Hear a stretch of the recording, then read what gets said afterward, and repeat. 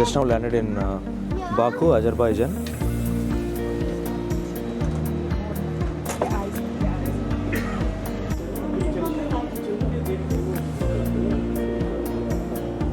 Baggage है ना, baggage है।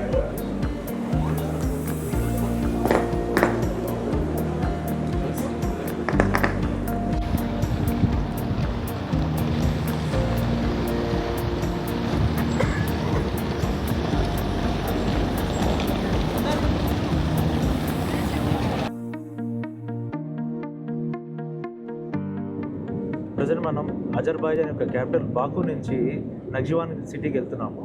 ఆ నగ్జివాన్లో ఉన్న నగ్జివాన్ స్టేట్ మెడికల్ యూనివర్సిటీ ఏదైతే ఉందో అది మీకు వివరంగా అన్నీ చూపిస్తాను.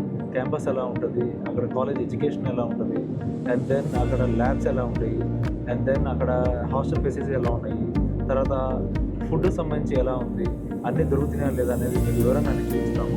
ఒకసారి చూడండి.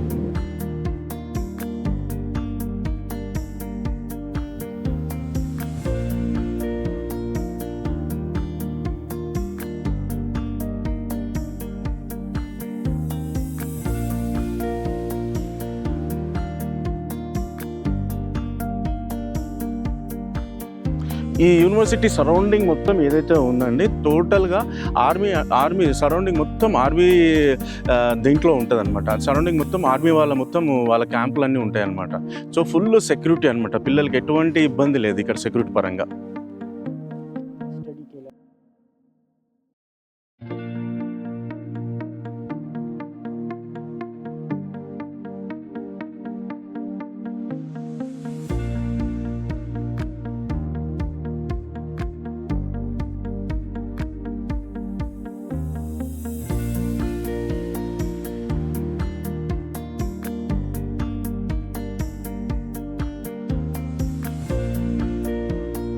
మనం ఇప్పుడు చూస్తుంది స్పోర్ట్స్ కాంప్లెక్స్ అండి. ఇందులో స్పోర్ట్స్ జరుగుతాయి మీకు ఇందాక చెప్పినట్టు. దాని పక్కనే చూడండి ఫుట్బాల్ గ్రౌండ్ కూడా ఉంది పిల్లలకి ఫుట్బాల్ గ్రౌండ్ కూడా ఉంది. మీరు ఎప్పుడైతే ఇటు చూస్తారో ఇది మెడికల్ క్లాసెస్, పిల్లలు మెడికల్ క్లాసెస్ అనేది జరుగుతాయి. ఇక్కడ ఫ్లోర్కి కింద టోటల్ క్లాసెస్ 50 క్లాసెస్, అంటే క్లాస్కి వచ్చేసి 12 to 15 మెంబర్సే ఉంటారు కాబట్టి ప్రాబ్లం ఉండదు. కింద 15 classes, second floor 15, third floor 15 classes, అట్లా 45 క్లాసెస్ ఉంటాయి. అంటే ఫస్ట్ ఇయర్ నుంచి 6 years వరకు ఇక్కడే చదువుకోవాలి. అంటే ప్రాక్టికల్స్ కానీ, అంటే practicals in the sense lab కావచ్చు, మీకు మైక్రోస్కోప్ ఇవన్నీ చూసుకోవడానికి మాత్రం ఇక్కడ. మీకు ఎప్పుడైతే పేషెంట్ ఇంటరాక్షన్ కావాలో వీళ్ళకి ఓన్ హాస్పిటల్ ఉంది, ఆ హాస్పిటల్ కూడా నేను చూపిస్తాను. अच्छा हाँ इधर भी है, यस ब्लू वन ना. ఇక్కడ కొన్ని ల్యాబొరేటరీస్ కానీ స్టార్టింగ్ స్టేజ్లో ఇక్కడ చూస్తారు. సెకండ్ ఇయర్ నుంచి వెళ్ళినప్పుడు సెకండ్ ఇయర్ నుంచి వెళ్ళిన పిల్లలకి ఆ బిల్డింగ్ బ్లూ కలర్ బిల్డింగ్ ఏదైతే కనబడుతుందో అక్కడికి షిఫ్ట్ అవుతారండి.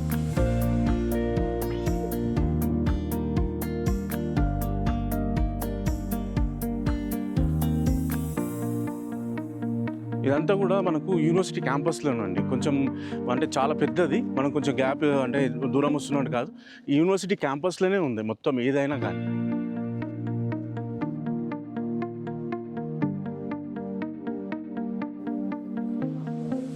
ఇది యూనివర్సిటీ హాస్టల్ అండి. ఇది యూనివర్సిటీ హాస్టల్, ఇది ఎంట్రన్స్ అనమాట. ఇది ఎంట్రన్స్. మీరు ఎప్పుడైతే స్టూడెంట్ లోపల ఎంట్రన్స్ కాగానే మీరు ఫస్ట్ రైట్ సైడ్లో మీకు సెక్యూరిటీ రూమ్ ఉంటుంది. దాంట్లో 24 hours ఎవరో ఒక వార్డెన్ నుండి ఇక్కడ సీసీ కెమెరాలో చూడడం జరుగుతూ ఉంటుందన్నమాట. సీసీ కెమెరాలో పిల్లలకి అంటే పిల్లల పైన సేఫ్ ఉన్నారా లేదా అనేది ప్రతి నిమిషం వాళ్ళు అబ్జర్వ్ చేస్తూనే ఉంటారు.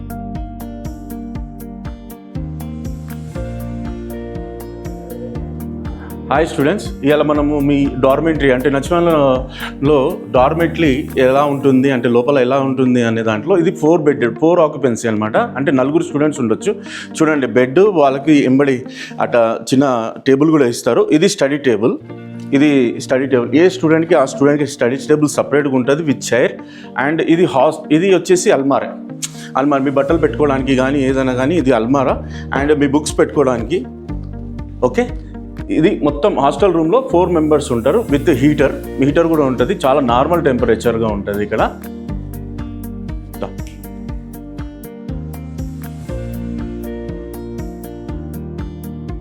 చూడండి, మనము కిచెన్లో నుంచే మనం యూనివర్సిటీ ప్రిమిసెస్ చూపిస్తాను, ఎంత పెద్దగా ఉంటుందో. పిల్లలు అక్కడ ఉంటే చాలా వ్యూ ఎంజాయ్ చేస్తారు. సో ఇక్కడ నుంచి స్టార్ట్ అవుతుంది చూడండి, ఇక్కడ నుంచి మన యూనివర్సిటీ స్టార్ట్ అవుతుంది. ఇక్కడ నుంచి 420 ఎకరాల్లో ఉన్న యూనివర్సిటీ అండి ఇది. అంటే ఏ స్పెషలైజేషన్కి ఆ బిల్డింగ్ ఏదైనా సపరేట్గా ఉంది. హాస్పిటల్ వచ్చేసి కొంచెం ముందు ఉంటుంది.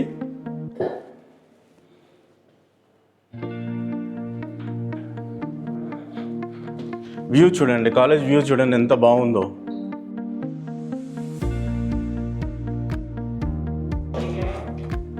ఇది మనం పిల్లలు వేసుకున్న బట్టలు వాష్ చేసుకోవడానికి ఎక్కువ పేరెంట్స్ అడిగేది ఏంటంటే వాళ్ళే ఉతికిస్తారా అనే కాన్సెప్ట్లో చెప్పేది విధానం ఏంటంటే, ఈ పిల్లలు ఎప్పుడైతే బట్టలు వాషింగ్ తెచ్చుకుంటారో, అంటే పిల్లలు వేసుకున్న బట్టలు 2 రోజులకు 3 రోజులకు వాళ్ళకి ఇట్లా వాషింగ్ మిషన్స్ కూడా ప్రొవైడ్ చేస్తారు.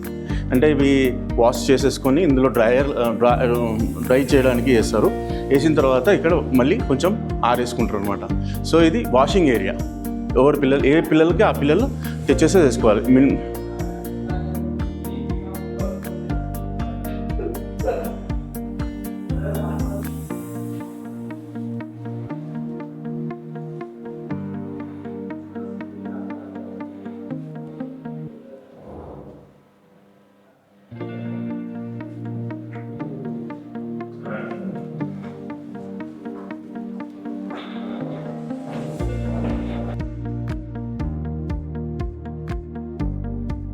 సో పిల్లలు ఎప్పుడన్నా బాగా స్ట్రెస్ అయిపోయినా కానీ ఏదైనా ఉన్న ఎంటర్టైన్మెంట్ కోసం, అంటే టీవీ చూడాలనుకున్నా, ఏదైనా గేమ్ ఆడాలనుకున్నా, చెస్ చూడండి, ఇక్కడ చెస్ పెట్టారు వీళ్ళు.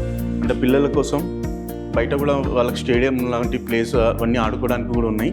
కొంచెం ఏదైనా టీవీ చూడాలనుకున్నా పిల్లలు ఇక్కడికి వచ్చి రిలాక్స్ అవుతారు.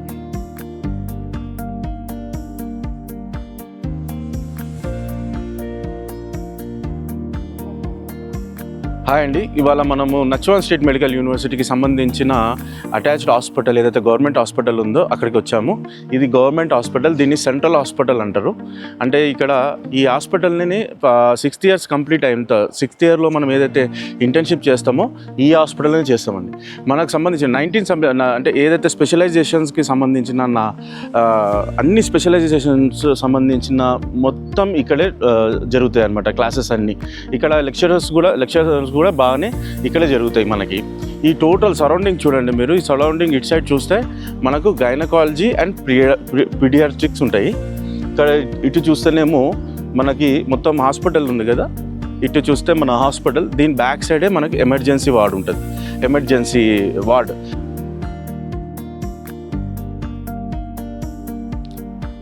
నచ్వాన్ స్టేట్ మెడికల్ యూనివర్సిటీకి సంబంధించిన అటాచ్ హాస్పిటల్లో 800+ బెడ్డెడ్ హాస్పిటల్ అండి ఇది. ప్రతి లెక్చరర్స్ కానీ ప్రతి స్టూడెంట్కి ఏదైతే కంప్లీట్ చేసుకున్న తర్వాత 6th ఇయర్లో ఎవరైతే పిల్లలు ప్రాక్టీస్ చేయడానికి వస్తారో ఇదే హాస్పిటల్లో టోటల్ కంప్లీట్గా ప్రాక్టీస్ చేయాల్సి ఉంటుంది. చూడండి ఎంత పెద్ద హాస్పిటల్ అటాచ్డ్ ఉందో. And it's a government hospital of Nachvan state medical university.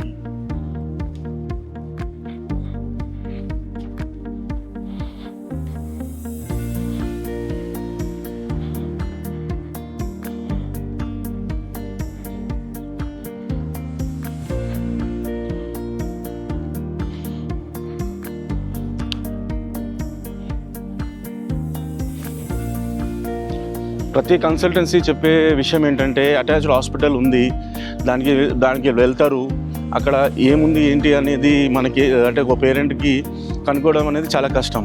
కాబట్టి నేను ఈ Nachvan state medical university attached hospital ఖచ్చితంగా దీనికి ఉందని చూపించడానికే మీకు ఈ వీడియో తీస్తున్నామండి. చూడండి, ఎమర్జెన్సీ వార్డుకి వచ్చాము. చూడండి బ్యాక్ సైడ్ ఉంది ఎమర్జెన్సీ వార్డ్. ఎంత పెద్దగా ఉందో హాస్పిటల్. 800+ బెడ్డెడ్ హాస్పిటల్ ఇది. 6th ఇయర్లో పిల్లలు ఇక్కడికి వచ్చి హ్యాపీగా ఇక్కడే ఇంటర్న్షిప్ చేసుకుంటారు. నచ్వాన్ స్టేట్ మెడికల్ యూనివర్సిటీకి అటాచ్ అయిన ఈ హాస్పిటల్కి పిల్లలు వచ్చి ప్రాక్టీస్ చేస్తారని చెప్పాను కదా, వీళ్ళకి లైసెన్స్ ఎగ్జామ్ లేదండి.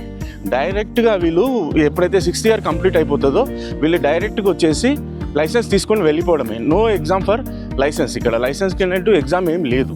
అండ్ మోర్ ఓవర్ వీళ్ళు ఫస్ట్ ఇయర్ నుంచి ప్లస్ పాయింట్ ఏంటంటే వీళ్ళ ఫస్ట్ ఇయర్ నుంచే జర్మనీ లాంగ్వేజ్ నేర్పిస్తున్నారు. ఇక్కడ ఉన్న ప్రతి లోకల్ స్టూడెంట్స్ జర్మన్ లాంగ్వేజ్ ఎందుకు నేర్చుకుంటారంటే ఆఫ్టర్ ఎంబీబీఎస్ కంప్లీట్ అయిన తర్వాత వాళ్ళు పీజీ చేయడానికి జర్మనీకి వెళ్తారు 100%. ఆ వెళ్ళేటప్పటికి అక్కడ ఉన్న లాంగ్వేజ్ నేర్చుకోవడం ఇవన్నీ మన ఇండియన్స్కి అయితే ఎంత కష్టమో, B1, B2, C1, C2 ఇవన్నీ ఎగ్జామ్స్ పాస్ అయిన తర్వాతనే వెళ్ళాలి. సో ఆ ప్రాబ్లం ఈ అజర్బైజాన్లో ఈ యూనివర్సిటీకి లేదు. ఈ యూనివర్సిటీలో ఏంటంటే ఫస్ట్ ఇయర్ నుంచే వీళ్ళు జర్మనీ అనేది కాన్సెప్ట్ని చాలా బాగా అంటే చదివిస్తారు అనమాట.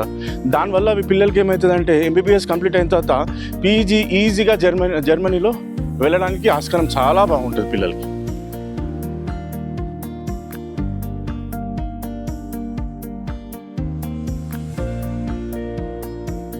నజ్వాన్ స్టేట్ మెడికల్ యూనివర్సిటీలో ఎవరైతే 6th ఇయర్ స్టూడెంట్స్ ప్రాక్టీస్ చేయడానికి వస్తారో, నేను చెప్పాను కదా దీంట్లోనే 6th ఇయర్ ప్రాక్టీస్ చేస్తారు.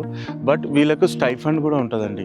మంత్లీ $400 to $500 స్టైఫండ్ మంత్లీ ఇస్తారు. ఇది చాలా ప్లస్ పాయింట్. అంటే ఏ దేశానికి ఇలాంటిది లేదు ఫెసిలిటీ. పిల్లలు ఎప్పుడైతే ప్రాక్టీస్ అంటే 6th ఇయర్లో వీళ్ళు ఇక్కడికి వచ్చి ఏదైతే చేస్తారో అప్పుడు వాళ్ళకు మంత్లీ బేసిస్ $400 to $500 అంటే మన కరెన్సీలో దగ్గర 25,000 to 30,000 రూపీస్ పర్ మంత్ వీళ్ళకి ఇస్తారు. ఎప్పటివరకు అయితే వీళ్ళ 6th ఇయర్ కంప్లీట్ అయిపోతుంది మొత్తం అప్పటి వరకు వీళ్ళు చేసి ఇస్తారనమాట. అంటే 5+1 ఇయర్ కదా అండి మనది ఇంటర్న్షిప్తో కలిపి. ఆ ఇంటర్న్షిప్ పీరియడ్ 1 ఇయర్ కూడా వీళ్ళు పే చేస్తారు. అంటే వేరే కంట్రీస్ ఏమో పే తీసుకుంటారు, ఫీజు రూపంలో కానీ ఏ రూపంలో కానీ వాళ్ళు పే తీసుకుంటారు. వీళ్ళు ఫీజు తీసుకుంటారు. 6th ఇయర్ మనం ఫీజు పే చేయాల్సిందే, ఖచ్చితంగా గవర్నమెంట్ పే చేయాల్సిందే. బట్ గవర్నమెంట్ రిటర్న్గా వీళ్ళకు ప్రాక్టీస్ చేస్తున్నందుకు, ఇంటర్న్షిప్ చేస్తున్నందుకు they will pay return $400 to $500 అండి. ఇది ఓన్లీ అజర్బైజాన్ కంట్రీకి మాత్రమే ఉంది. నా దృష్టిలో నేను చూసిన ఇన్ని దేశాల్లో, నేను చేస్తున్న ఇన్ని కంట్రీలో ఇది ఒక ప్లస్ పాయింట్ మాత్రం ఇది ఒక్కటేనండి.